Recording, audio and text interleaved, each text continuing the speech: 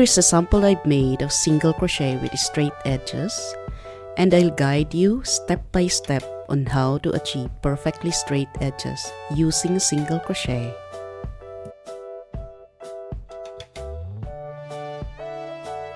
I'll be using a 6mm hook for the foundation chain and a 5mm hook for round 1 and the rest of the rounds. Let's get started. First, I'll make 10 chains or our foundation chain.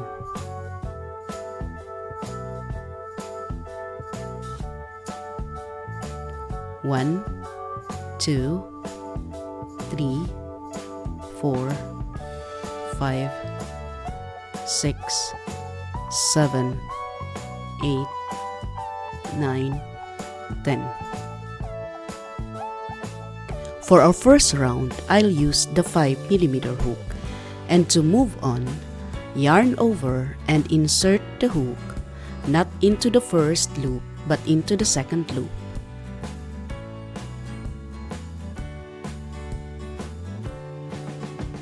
Let's continue making our single crochets all the way to the end.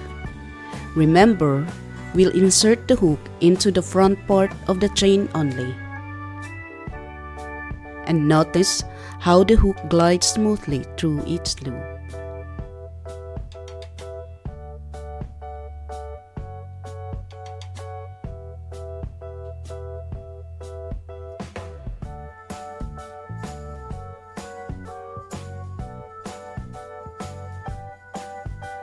We reached the last stitch of our first row.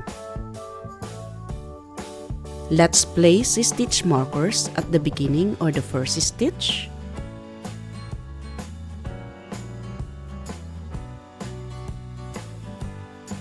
And at the end or the 10th stitch. And now, let's double check our stitches. 1, 2, 3, 4, 5, 6, 7, 8, 9, and 10. Perfect.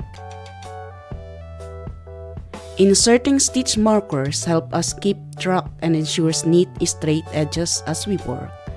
To continue, yarn over and turn. Insert the hook where we placed the stitch marker and continue across, making sure to grab both strands of the V shape.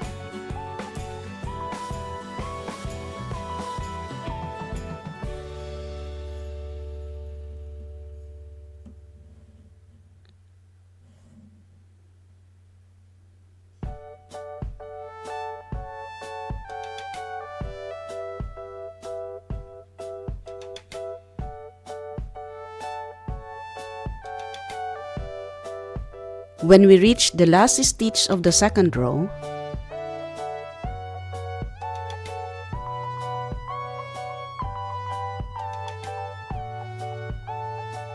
insert the hook where the marker is.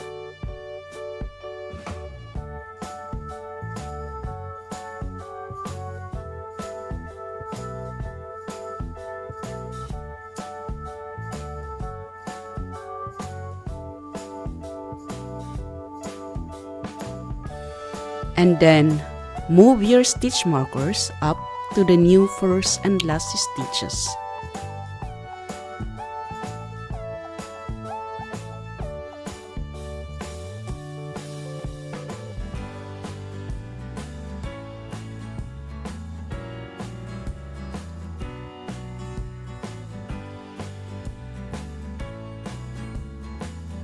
Then, we'll repeat this process for the next row,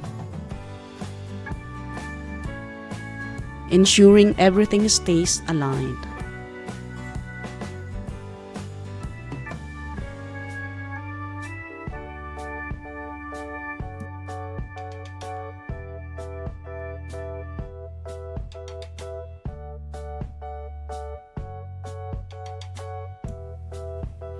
Now, once you get the hang of it, try working a few more rows. I'll go up to around 12 or 13 rows and we'll check the result together.